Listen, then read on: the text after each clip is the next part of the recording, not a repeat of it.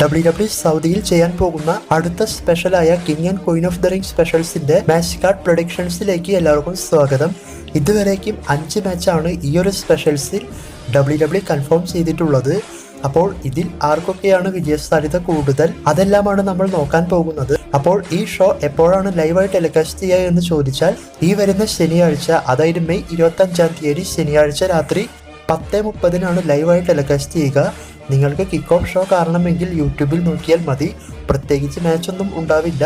പിന്നെ എല്ലാ പ്രൊഡിക്ഷൻ വീഡിയോയിലും പറയുന്നത് പോലെ ഞാൻ പറയുന്ന എല്ലാ റിസൾട്ടും 100% ശരിയാകുമെന്ന് ഉറപ്പ് പറയുന്നില്ല. നിങ്ങൾക്ക് നിങ്ങളുടെ പ്രൊഡിക്ഷൻസും കമൻറ്റ് ചെയ്യാം. ഇത് വെറും പ്രൊഡിക്ഷൻ വീഡിയോയിൽ മാത്രം കാണുക. നമ്മൾ ഫസ്റ്റ് നോക്കാൻ പോകുന്ന match intercontinental championship triple threat മാച്ചാണ്. ഈ മാച്ച് നടക്കാൻ പോകുന്നത് ചാമ്പ്യനായ Sami Zayn versus Bronson Reed versus Chad Gable. ഇവർക്കാണ് ഈ മാച്ച് നടക്കാൻ പോകുന്നത്. അപ്പോൾ ഈ മാച്ചിൽ ആർക്കാണ് വിജയസാധ്യത കൂടുതൽ, ചാമ്പ്യൻഷിപ്പ് കൈമാറാൻ സാധ്യതയുണ്ടോ എന്ന് ചോദിക്കുകയാണെങ്കിൽ ചാമ്പ്യൻഷിപ്പ് കൈമാറാനുള്ള സാധ്യതയൊന്നുമില്ല. ഈ മാച്ചിൽ സാമി സൈൻ തന്നെ സ്റ്റിൽ ചാമ്പ്യൻ ആവാനാണ് ചാൻസ് കൂടുതലല്ല, സാമി സൈൻ തന്നെയായിരിക്കും വിൻ ചെയ്യുക. അപ്പോൾ ഈ മാച്ചിൽ എൻ്റെ പ്രൊഡിക്ഷൻ സാമി സൈൻ. ഒന്നാമത് ഇത് ട്രിപ്പിൾ ത്രെഡ് മാച്ചാണ്. നിങ്ങൾക്കറിയാം, മാക്സിമം ട്രിപ്പിൾ ത്രെഡ് മാച്ചിൽ ചാമ്പ്യൻസ് തന്നെയാണ് അവരുടെ ചാമ്പ്യൻഷിപ്പുമായി മുന്നോട്ട് പോകാറുള്ളത്. അപൂർവം ചില മാച്ചുകളിൽ മാത്രമേ വ്യത്യാസം വരാറുള്ളൂ. പിന്നീട് വുമൺസ് വേൾഡ് ചാമ്പ്യൻഷിപ്പ് മാച്ച്. ഈ മാച്ചാണ് രണ്ടാമതായി നോക്കാൻ പോകുന്നത്. Women's world champion Becky Lynch versus Liv Morgan. ഇവർക്കാണ് ഈ മാച്ച് നടക്കാൻ പോകുന്നത്. അപ്പോൾ ഈ മാച്ചിന്റെ സ്റ്റോറിയിൽ ലീവ് മോർഗൻ ഒരു ഹീൽ പോലെയാണ് കാണിച്ചു വെച്ചിട്ടുള്ളത്. അപ്പോൾ ഈ മാച്ചിൽ സംഭവിക്കാൻ ചാൻസ് ഉള്ളത്, ഏറ്റവും കൂടുതൽ പ്രൊഡിക്ഷൻ വരുന്നത് ബെക്കി ലഞ്ച് തന്നെ വിൻ ചെയ്ത് സ്റ്റിൽ ചാമ്പ്യൻ ആകും എന്നാണ്. എന്നാൽ ഞാൻ പ്രിഡിക്റ്റ് ചെയ്യുന്നത് ബെക്കി ലഞ്ചിന്റെ പേരല്ല. അതായത് എനിക്കറിയാം ഈ മാച്ചിൽ ബെക്കി ലഞ്ചിനാണ് വിജയസാധ്യത കൂടുതൽ എന്ന്. പക്ഷെ ഞാൻ പ്രിഡിക്റ്റ് ചെയ്യുന്നത് ലീവ് മോർഗന്റെ പേരാണ്. കാരണം ലീവ് മോർഗൻ ബെക്കി ലഞ്ചിനെ തോൽപ്പിച്ചുകൊണ്ട് ചാമ്പ്യൻഷിപ്പ് വിൻ ചെയ്യുകയാണെങ്കിൽ റിയ റിപ്ലി റിട്ടേൺ ചെയ്യുന്ന സമയത്ത് സ്റ്റോറി കണക്ട് ആക്കി മുന്നോട്ട് കൊണ്ടുപോകാൻ സാധിക്കും. കാരണം റിയ റിപ്ലിയുടെ ചാമ്പ്യൻഷിപ്പ് പോകാൻ തന്നെ കാരണം ലീവ് മോർഗൻ ആണ്. അതുകൊണ്ട് തന്നെ ലീവ് മോർഗൻ വിൻ ചെയ്യുകയാണെങ്കിൽ ഭാവിയിൽ ഇവർക്ക് ട്രിപ്പിൾ ത്രെഡ് മാച്ചോ അല്ലെങ്കിൽ നമ്മൾ കണ്ട ആ ഒരു സ്റ്റോറി എല്ലാം കണക്ട് ചെയ്ത് മുന്നോട്ട് പോകാൻ സാധിക്കും. Leave Morgan versus Riya Ripley. അപ്പോൾ ഇതെല്ലാം വെച്ച് നോക്കുമ്പോൾ, അല്ലെങ്കിൽ നല്ല സ്റ്റോറി നോക്കുമ്പോൾ, ബെക്കി ലഞ്ചിനേക്കാൾ ഒരു പടി മുകളിൽ ലീവ് മോർഗൻ തന്നെയാണ് ഉള്ളത്. അതുകൊണ്ട് ഈ മാച്ചിൽ എൻ്റെ പ്രൊഡിക്ഷൻ ലീവ് മോർഗൻ വിൻ ചെയ്ത് ന്യൂ വുമൺസ് വേൾഡ് ചാമ്പ്യൻ ആവാനാണ് ചാൻസ് കൂടുതൽ. അതിനോടൊപ്പം ഈ മാച്ചിൽ ലീവ് മോർഗനെ ആരെങ്കിലും ഹെൽപ്പ് ചെയ്യുന്നത് പോലെ കാണിച്ചേക്കാം.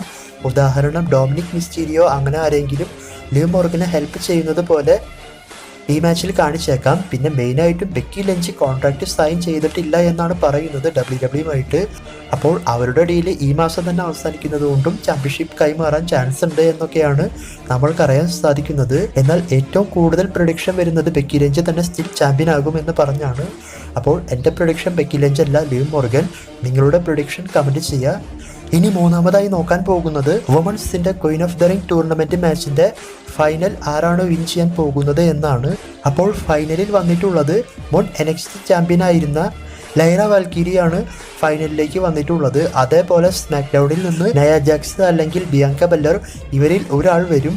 ഇതിൽ ആർക്കാണ് ചാൻസ് കൂടുതൽ എന്ന് ചോദിച്ചാൽ നയ ജാക്സ് ആണ് ബിയാങ്ക ബെല്ലറെ തോൽപ്പിച്ചുകൊണ്ട് ഈ മാച്ചിലേക്ക് വരിക. അതായത് ജെറ്റ് കാർഗിൽ കഴിഞ്ഞ സ്മാക്ക് ഡൗണിൽ തോറ്റ പോലെ, അല്ലെങ്കിൽ അങ്ങനെ എന്തെങ്കിലുമൊക്കെ കാണിച്ചുകൊണ്ട് ചീറ്റ് ചെയ്തായിരിക്കും ഈ മാച്ചിൽ നയ ജാക്സ് വിൻ ചെയ്യുക. അതായത് ജെറ്റ് കാർഗിലിനെ എങ്ങനെയാണ് തോൽപ്പിച്ചത് അതുപോലെ തന്നെ. അതിനുശേഷം ഇവർക്ക് ഫൈനൽ സൗദിയിൽ നടക്കും.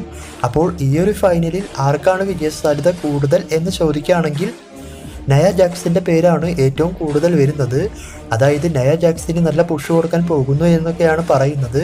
എന്തൊക്കെ കൊടുത്താലും കുറച്ച് കഴിയുമ്പോൾ ഇവരെ കൊണ്ടുപോയി തോൽപ്പിക്കും. അതാണ് WWE എപ്പോഴും ചെയ്യുന്ന കാര്യം. അപ്പോൾ ഈ മാച്ചിൽ ഞാൻ വിചാരിക്കുന്നത്, ഇപ്പോൾ NXTയിൽ നിന്നും വന്ന ഈ ഒരു റെസ്ലർ, അതായത് ലൈറ വാൽക്കിരി, ഒരു Queen of the ring match win ചെയ്യും എന്നാണ്. പക്ഷേ ഏറ്റവും കൂടുതൽ പ്രൊഡിക്ഷൻ നയ ജാക്സിന്റെ പേരിലാണ് വരുന്നത്.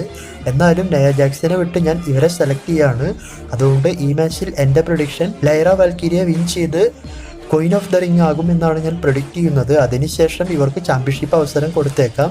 കാരണം നയ ജാക്സിന് കൊടുത്താലും WWE കൊണ്ടുപോയി തോൽപ്പിക്കുമെന്ന് നമ്മൾക്ക് എല്ലാവർക്കും അറിയാം. അതിനേക്കാൾ എന്തുകൊണ്ടും നല്ലത് ഇവർക്ക് കിട്ടുന്നതാണ്. അപ്പോൾ എൻ്റെ പ്രൊഡിക്ഷൻ ഇങ്ങനെയാണ്. നിങ്ങളുടെ പ്രൊഡിക്ഷൻ കമൻറ്റ് ചെയ്യുക.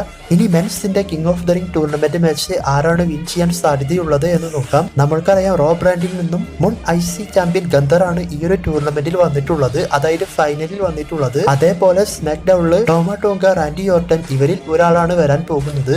അപ്പോൾ ഇവരിൽ ആരാണ് വരാൻ പോകുന്നത് എന്ന് ചോദിച്ചാൽ വെച്ചാൽ റാൻഡി ഓർട്ടൺ ആയിരിക്കും ഫൈനലിൽ വരാൻ ചാൻസ് വളരെയധികം കൂടുതൽ. ഒരു പക്ഷേ ജെയുസോ ജയിച്ചിരുന്നു എങ്കിൽ ടോമ ടോങ്ക ജയിക്കുമെന്നായിരിക്കും നമ്മൾ പ്രിഡിക്റ്റ് ചെയ്യുക.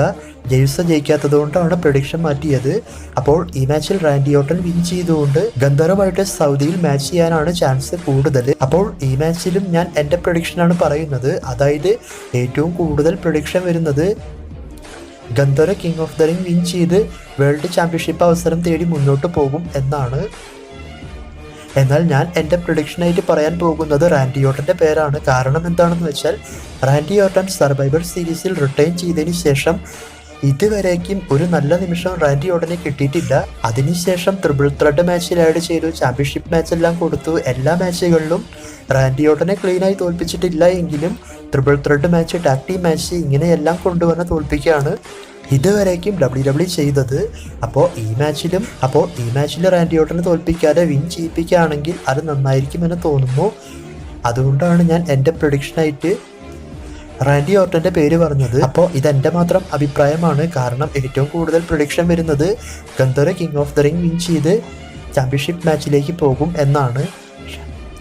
പക്ഷെ റാൻഡി ഓർട്ടൺ കണ്ടിന്യൂസ് ആയിട്ട് ഇങ്ങനെ തോൽക്കുന്നത് കാണാനായിട്ട് ഒരു മടി. അഥവാ റാൻഡി ഓർട്ടൺ വിൻ ചെയ്യുകയാണെങ്കിൽ കോഡി റോഡ്സുമായിട്ട് ഒരു വേറെ ലെവൽ സ്റ്റോറി ലൈൻ നമുക്ക് കാണാൻ സാധിക്കും. ഗന്ധർ വിൻ ചെയ്താൽ അല്പം പ്രശ്നമാണ്. കാരണം ഇനി ചാമ്പ്യൻഷിപ്പ് മാച്ചിലേക്ക് ഫിൻ ബാലർ വരാനുണ്ട്, മെക്കൻഡയറുമായിട്ട് ഡെമിൻ പ്രീസ്റ്റിന് മാച്ച് ഉണ്ട്, CM പങ്ക് ചാമ്പ്യൻഷിപ്പിലേക്ക് വരാനുണ്ട്. അപ്പോൾ എല്ലാം കൊണ്ടും റാൻഡി ഓർട്ടൺ ആണ് നല്ലത് എന്ന് തോന്നുന്നു. പിന്നെ ഈ മാച്ചിൽ നടക്കാൻ സാധ്യതയുള്ള മറ്റൊരു കാര്യം കൂടി, അത് മറ്റൊന്നുമല്ല, ഈ മാച്ചിന്റെ അവസാനം റാൻഡി ഓർട്ടൺ ജയിക്കാൻ പോകുമ്പോൾ സോളോ സിക്കാവ, ടോമ ടോങ്ക ഇവരെല്ലാം വന്നുകൊണ്ട്, അതായത് ബ്ലഡ് ലൈൻ ടീം വന്നുകൊണ്ട് റാൻഡി ഓർട്ടനെ അറ്റാക്ക് ചെയ്യാനോ അല്ലെങ്കിൽ റാൻഡി ഓർട്ടനെ പറ്റിച്ചുകൊണ്ട് ആ ഒരു സമയം ഉപയോഗിച്ച് ഗന്ധർ വിൻ ചെയ്യുന്നത് പോലെയോ കാണിച്ചേക്കാം. അപ്പോൾ ഇതിനും ഒരു സാധ്യതയുണ്ട്. എന്തായാലും എൻ്റെ പ്രഡിക്ഷൻ റാൻഡി ഓർട്ടൺ.